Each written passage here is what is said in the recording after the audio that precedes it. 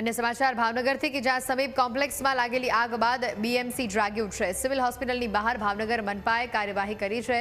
Civil હોસ્પિટલની બહાર નાસ્તા જમવાની લારીઓ ઉઠાવી લેવામાં આવી। ગેસ સિલિન્ડર બળતણ માટેના જે લાકડા હતા કેબિન જપ્ત કરવામાં આવ્યા છે। ગેરકાયદે પતરા ઓટલા તોડીને જગ્યા ખુલ્લી કરવામાં આવી છે।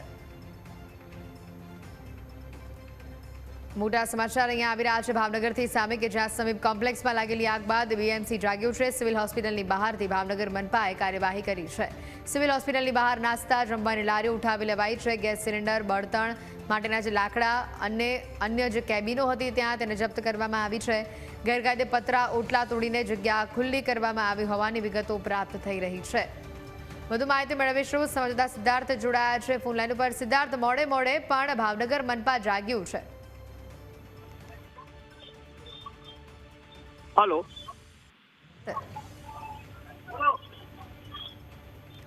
સિદ્ધાર્થ, ભાવનગર મનપા દ્વારા જે કાર્યવાહી કરવામાં આવી અપડેટ શું?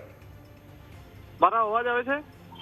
જી સિદ્ધાર્થ, આપનો અવાજ આવી રહ્યો છે। જી ચોક્કસથી આપણે જણાવી દો હેતવી કે ગઈકાલે જે સમીપ હોસ્પિટલ જે સમીપ કોમ્પ્લેક્સમાં હોસ્પિટલમાં આગ લાગી હતી અને જે 7 જેટલા બાળકોને રેસ્ક્યુ કરવામાં આવ્યા અને લગભગ બીજા 14 થી 15 જણને રેસ્ક્યુ કરવામાં આવ્યા। તેને લઈને આજ સવારથી જ તે બીએમસી દબાણ હટાવ સેલ હરકતમાં આવી હતી અને સિવિલ હોસ્પિટલની બહાર જે લારી ગલ્લાઓ છે જ્યાં ચા પાણી નાસ્તા અને જમવાની જે લારીઓ લગાડે છે એ લોકોનું આજે દબાણ હટાવ સેલ દ્વારા બધાને દૂર કરવામાં આવ્યા છે। સાથે સાથે સિલિન્ડર જે છે જે સ્ક્રીનમાં આપ જોઈ શકો છો કે સિલિન્ડર અને લાકડાના જે ચૂલામાં જે લાકડાઓ વપરાવામાં આવતા હોય છે તેઓ પણ તેમણે કબજે કર્યા હતા। એટલે ક્યાંક ને ક્યાંક હવે બીએમસી સફાળું જાગ્યું છે કારણ કે હોસ્પિટલની દિવાલની અડીને જ તે આ લોકો પોતાનો રોજીરોટી કમાતા હતા, પરંતુ બીએમસી આજે કાર્યવાહી કરીને દરેક દબાણો દૂર કરાયા છે।